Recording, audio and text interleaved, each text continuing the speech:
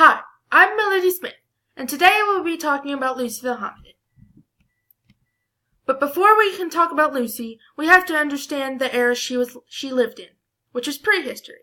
Prehistory is a period of time when there were no written records such as history books, textbooks, etc.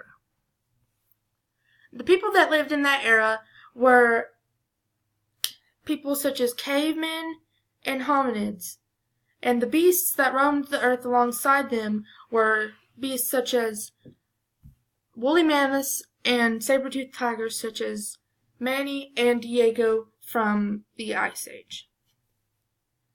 Who is Lucy? Lucy was the first of her prehistoric species called hominids. Hominids were a mixture of both human-like features and ape-like features. She is thought to be one of the first humans. She was born in Ethiopia, Africa, which is where she was found.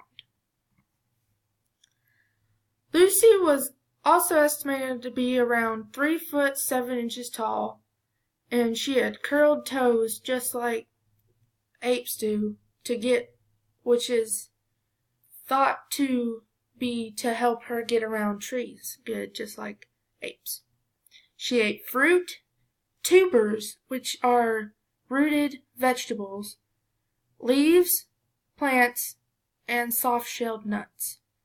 She had hair all over her body, just like a chimp, but walked upright just like a human, which is, like I said, she was about half and half of both human and chimp, as you can see in her skeletal structure photo.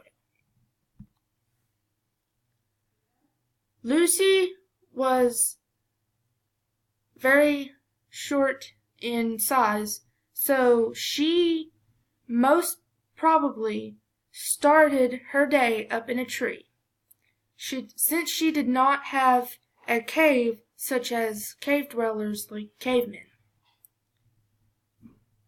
That is all about Lucy.